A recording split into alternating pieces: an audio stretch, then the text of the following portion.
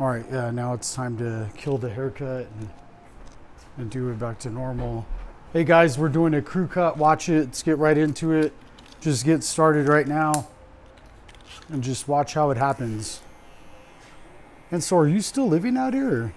No, well, I guess technically I have my address, but God, such a long, crazy story, man. I bought a ranch and I was gonna go be a cowboy, and I was settling in, and my neighbors, I met my neighbors, and it was just like, hello, we wish you weren't here, and I couldn't figure it out, and there was this road deal. The road's about a mile long, and it goes all through these pastures, and like 6 different people own it. There's a bunch of gates, and I'm cool with all that.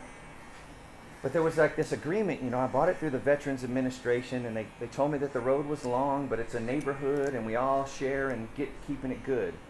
Well, no one had lived out there in a while, I figured, because the road was bad, So I meet my neighbor, and I say, hello, I'm Philip, and they're automatically, I can just feel this tension for some reason. And I said, oh, the road. And they're like, yeah, we figured that was the problem. And come to find out, it's not a road at all. It's just an easement that the electric company made. And these A public easement? Yeah, a utility easement. Oh, wow. But the real estate agent and the title company got slick in order to close the deal on me. And they presented it with this old piece of paper that made it look like everybody was cool and we're going to satisfy the VA. But it was all bullshit. And I found it out immediately, and then I started finding out all this crap, man. And this is a really prominently Apache, Hispanic, old, small area, And so this is big news that I'm out there in the first place. And then come to find out, hell yeah, it's big news, man. I'm the second one in a row that had this road problem and went through the whole legal, and the legal people actually, the last time the guy did it, came after the neighbors, saying, okay, well, they sold him the house, and so we're going to create an easement. We're going to sue you for your little piece of property and give it to this guy for his road. You know what I mean? So they've been through this. I didn't know about it. Here I am, number 2. So they're looking, here we go again, And it's even a crazy story. The guy was a Navy SEAL. He lived out there. He did a bunch of crazy shit, kind of decompressed out there, disappeared with one of the neighbor's daughters. And then ended up committing suicide. And so these people are he drove through their gates, he shot their guns at them, and it was just this mess, and I kind of inherited all these bad feelings. And I'm a big, tall, white guy, man, kind of looked like this guy. From Hawaii out there. Oh my God, man. It was just this situation that just kept getting bigger and bigger, So I'm all trying at the same time, trying to figure it out with the bank. Like, okay, you sold me this place. It's not the way it was. Let's fix it. And they're basically telling me, hey, fuck off, Yeah. So I kind of fought them for a little while and found out that it was going to cost me a lot of money to even fight the bank. The neighbors are, making my life hard and preparing, thinking that I'm going to come after them, And so anyway, about a year into it, I was like, you know what? Fuck these people, man. This is a VA loan. They fucked me over. They're holding my feet to the fire. Eventually, they're going to figure it out, So the VA guy told me, man, we'll stop paying them. They're going to call you up and want to deal with it if you just stop paying. So I stopped paying. They didn't call me up for a year and a half, man. Oh my God. Yeah, I lived out there for another 9 months without paying. So about a year and a half. Then I went to Mexico, and they called me from Mexico. And I said, well, I told you the deal. The road is bad. You put me out there, and you basically said, F me. Well, it's your $300,000 sitting up on that hill, not mine, so F you. And I've got a VA status where even if they come after me, they're not going to get a penny from me. Oh, wow. So they tried, they sued. They tried to foreclose on me, and they wouldn't allow it. And or some judge wouldn't allow it. I didn't even have to show up. I just sent in and said, hey, they can't create a problem and then sue me for it. So the judge threw it back at them, and so then they sold it in a package to another mortgage company, and then we went through the whole deal with them again, So I was like, here's the deal. They said, oh, well, whatever, it doesn't look that way to us. I said, okay, no problem. Well, then eat shit. And so I never paid them one payment. So then they tried to foreclose on me again, and then the second time the VA said, you know what, you guys are trying to screw this guy over, so they voided out the VA guarantee. And so now... That is intense. God, it's been crazy, but I've been traveling the whole time, and I knew it would come out all right, so I just, what, fuck it, it was a bad move, and so here we go, So where are you now? I'm in that white van you see in the parking lot, just waiting for the next couple of months, and then I'm going to try to get a place somewhere. Out here in Albuquerque, or Somewhere, you know, north of here. you like it up there in the? I like it in the mountains. Yeah. I know. I noticed that you do like it like that. Yeah, I've been up there, you know, and that's basically where I live. I live in the forest, man, in the Forest Service. That's cool. It's cool and it's crazy, you know. I was a regular old married dude a few years ago, you know what I mean? And this whole thing just spun me out, man. And now I'm like a drifter. And but it's going to work itself out, you know. And so finally all kind of things happened to where they finally figured out that they can't do anything to me or with the property. Yeah. Oh, those are badass, man. These are Mizutani. These are handmade in Japan. No shit. God, yeah, they look like it, you know? These are elite. I'm using them on your haircut. Yeah, that's cool. They look like they're something. How you been, man? It's been good. Just kicking it, and that's it. I bought a house, and that's it. Okay, right on. This little area's changed, man. There's dispensaries everywhere right here. It took off, huh? Corner.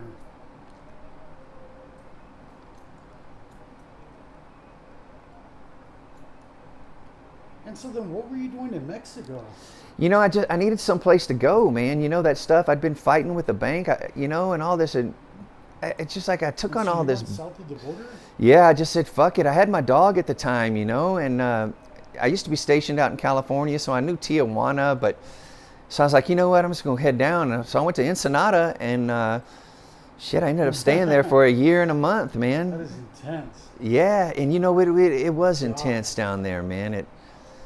You know, the intense thing was when it was all good when I was a fresh-faced tourist, you know, and just kind of a gringo in the city, right? But after I stayed there for about month 5, when I started kind of not being a local, but blending in a little more, you know? Yeah. And people seeing me more, you know? And that's when things changed. They cut off the, sir, and I went to a normal person kind of playing in the mix, you know? A little bit, you know?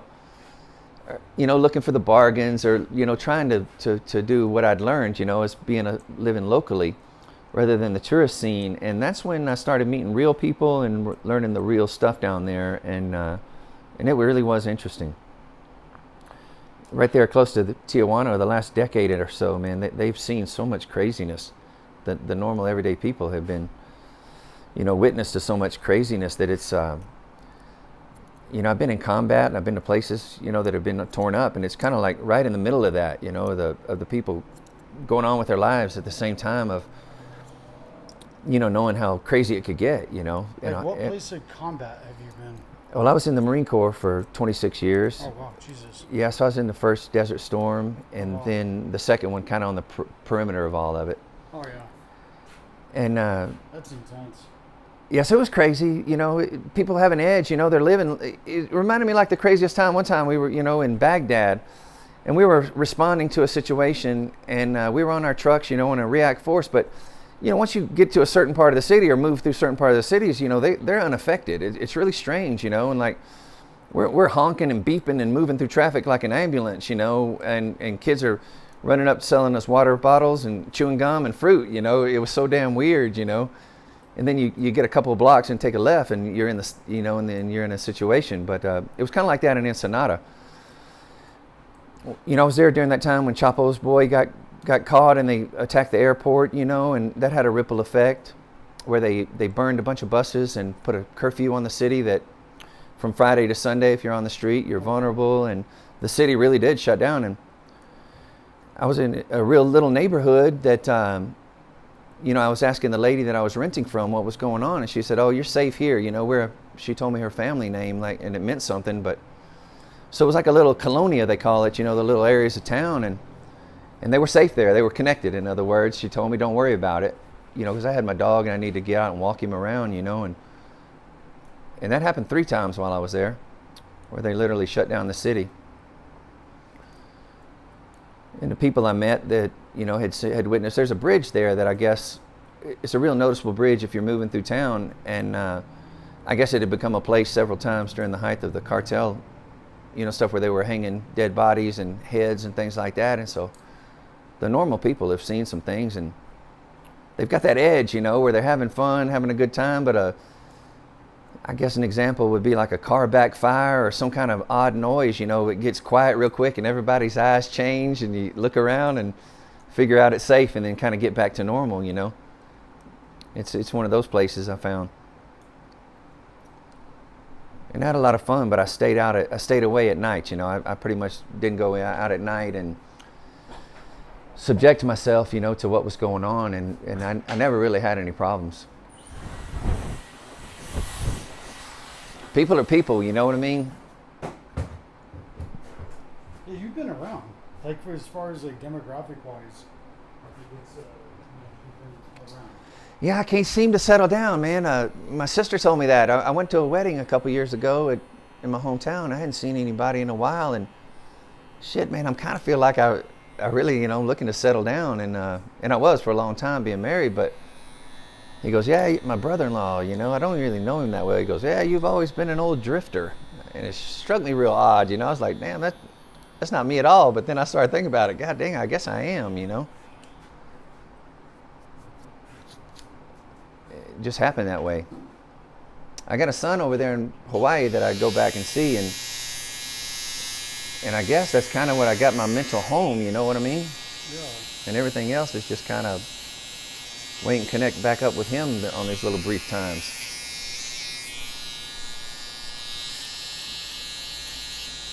I guess everything just is like I'm doing now. I'm living in this van, and every month that goes by, I seem like I'm going, okay, this is temporary till this little situation is over. And then I'll land, but it just keeps going. Another month, you know? So what, do you have your passport? Yeah. And you're allowed to have one? Yeah. Jeez. Do you have a firearm? Yep. Oh, wow. And you're allowed to have one? Yep. Oh, nice. Yep. Oh, yeah, so then you're safe. Yeah, and you know, I've never had any problem. That's where you can leave. What's that? Having the passport is good because you have the ability to leave. Yep. Like that, you know, I don't have that ability yet. Yep, it's nice. You know, I didn't even need it in Mexico. It was so strange, and every time I went, you know, they just go, come over and wash it. Come okay. Sit right over there. They just say, move on, you know, they go wave you right past. So I've been there, and I crossed the border several times, everything, and they never, no passport stamps, anything. It's kind of funny. And interesting, I'll tell you, man, we used to go to Mexico from Texas, you know, and try to get some smoke or something back in those old days. That was the place to go get it. Well, now, man, it's all coming from America back into Mexico, and it's a funny little dynamic that, you know, I'll enjoy it. You know, I'm not a big time, but I like it. But man, I tell you, every single smoking weed? Yeah, and every single person I met over there was, hey, do you got any of that? And I said, shoot, man, things have changed, you know. Well, it's legal out here now. I know it. You're allowed to. In California too, so I guess it's better in California than it is down there, because everywhere, just about everyone I met and that subject would come up, they said, well, if you go to the border, bring some back for me. And I was like, man, you crazy. Jesus Christ. But that's a funny dynamic I noticed. They're going to America to get it now rather than from Mexico up. It's going from America down, and I thought that was really interesting. From back in my day, that was part of the reason to go down, you know, back in the wild times.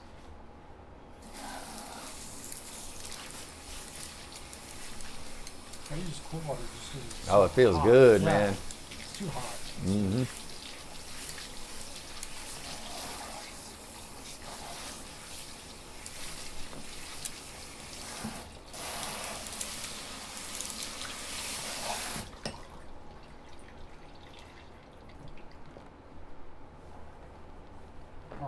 Now walk over there and see. That way now I'll pop it together. All right, and I'll leave that stuff right. Yeah, just come over here. Don't look at you that way.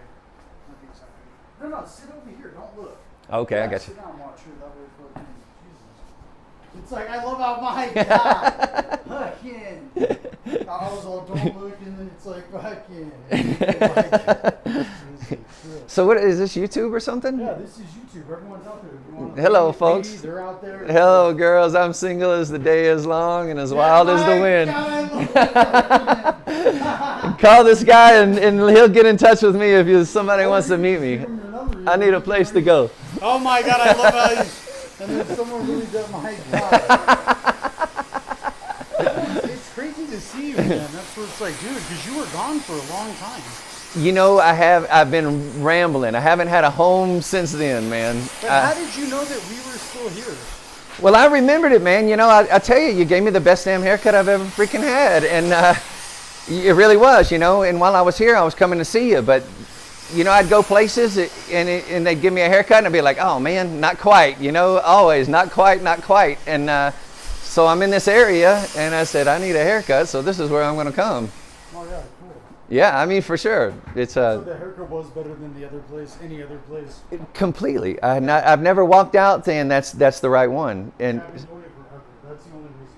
yep. Now I'm realizing that. It's like, oh, it is. Well, you clicked because it was the same situation. I didn't really know what I want. You know, I just want to look better than I looked when I came in, and you nailed it. Yeah.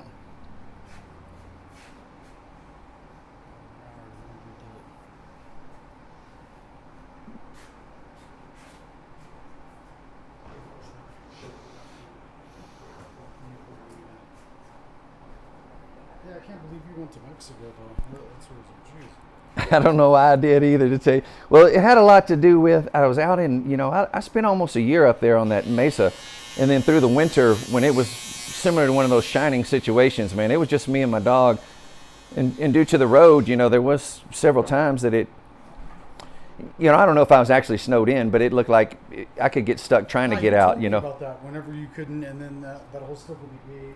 Yep, that was the situation. And so we had some hard times, and man, I kind of had an old school, you know, romantic versions of what Mexico was going to be for me, you know what I mean? And that's what I was chasing, a feeling. And then once I got down there, I just kind of ended up staying down there.